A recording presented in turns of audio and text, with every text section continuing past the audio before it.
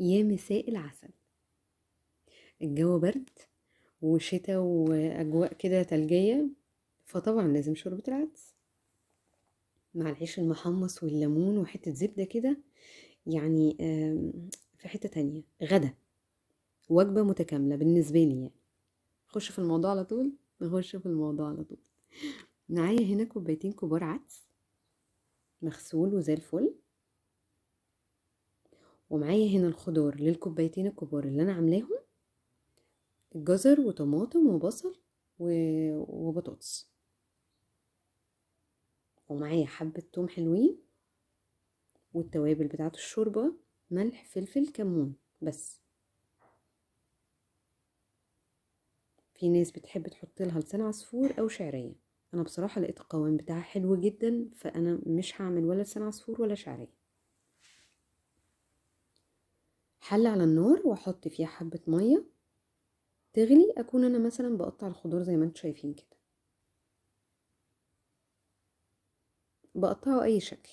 هو كده كده كل ده هيتضرب. احلى حاجة في الشوربة دي ان انت بتحطي كل حاجة على بعض.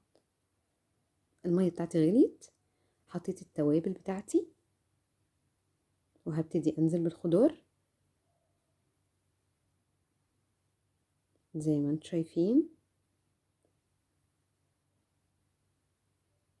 والثوم. هي لذيذة بصراحة بسبب كده، كله على بعضه وبعد كده اضرب وخلاص كده. وهنزل بالعدس، وهغطي الحلة نص تغطية علشان ما تفرش مني، بس خلاص تعيش بقى مع نفسها. نيجي بقى على العيش المحمص اللي يعني خطير. معايا هنا عيش والتوابل بتاعتي: ملح وفلفل وكمون، حبة توم، وحبة خل. هبتدي هنا ان انا احط التوابل على التوم وحبة خل، قلبتهم. هجيب البولة بتاعتي، هنزل بالعيش اللي احنا مقطعين ده بيبقى يعني حلو قوي، بيبقى شارب التتبيلة دي، وكل حتة عيش انت بتاكليها هي فعلا طعمها موجود، التتبيلة فيها. قلبت كله على بعضه وفي صينية. هبتدي انزل بالعيش بتاعي، بوزعه بس، وهرشه بس ايه، كام رشة زيت كده، وعلى فرن درجة حرارة 180، اقل من 10 دقايق على الشواية اللي فوق. هنا بوريكم الشوربة بتاعتي خلاص كل حاجة استوت وبقت زي الفل. هبتدي انزل عليها بالهاند بلندر، واضرب بقى، اضرب كله. بصوا اللون،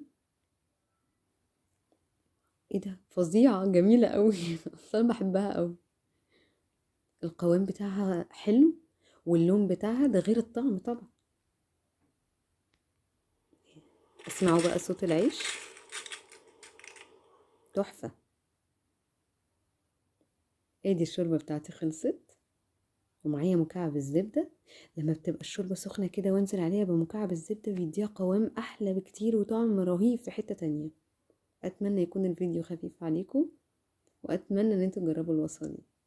مع السلامة.